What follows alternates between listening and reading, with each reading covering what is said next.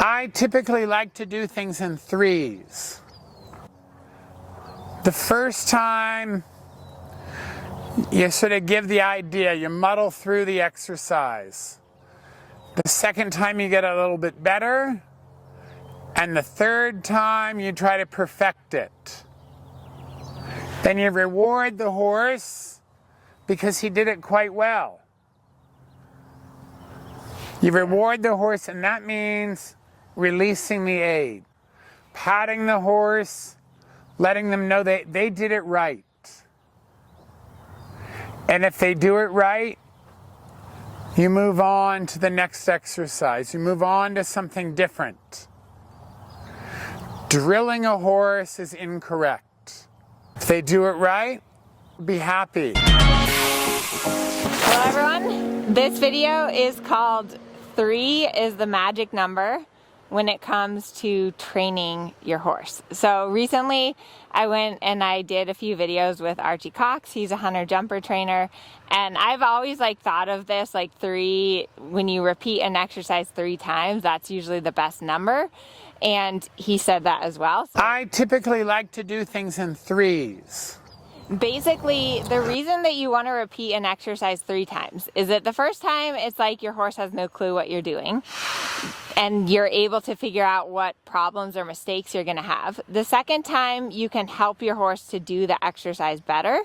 And then the third time, hopefully the exercise is much improved, and that means that it's time to go on to something new. Because if you keep repeating the same exercise over and over and over again, even when your horse does it well, they're not going to understand what you want. So 3 is the magic number.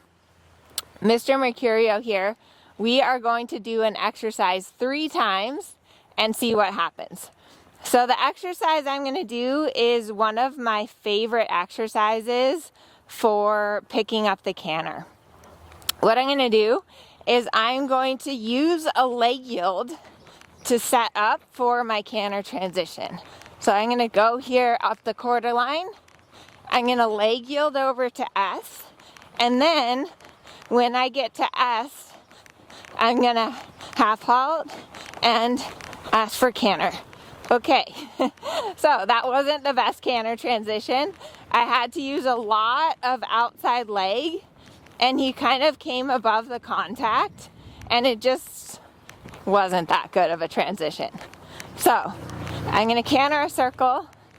I'm going to make a nice transition down to the trot, and then I'm going to repeat it. And what's really important as a rider is you have to learn from your mistakes. So I'm like, okay, he needs to be a little more in front of my leg. He needs to be a little bit rounder. He needs to be a bit more awake. No, rounder. There. Rounder, forward, rounder, forward, rounder, forward. Good boy, that was better.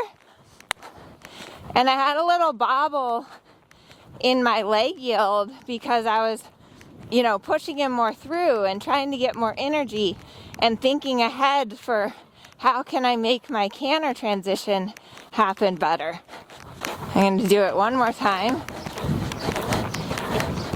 Boy, so forward to the trot. Have my nice trot going. Getting him nice and through and forward, and then for my leg yield, forward, over, forward, over, forward, over, forward, over, half halt. Good boy. Boy, riding the rhythm of the canter. Good boy. And forward. Good boy. Good boy. So that just goes to prove how 3 times is a really good number of times to do an exercise. And yeah, sometimes you might finish on 2, sometimes you might need to repeat it and do 4 times. But it gives you enough of a chance to set your horse up to learn something, to really improve upon the exercise.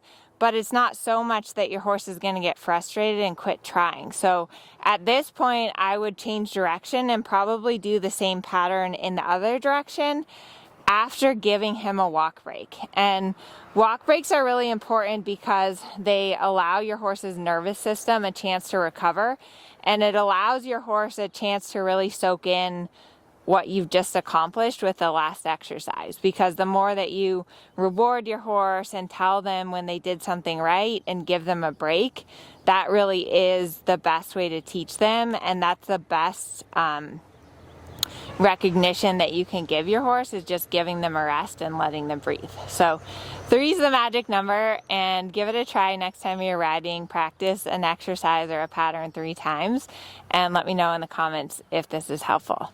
I hope you enjoyed this video. Please give us a thumbs up if you like it. We make new videos every single Wednesday.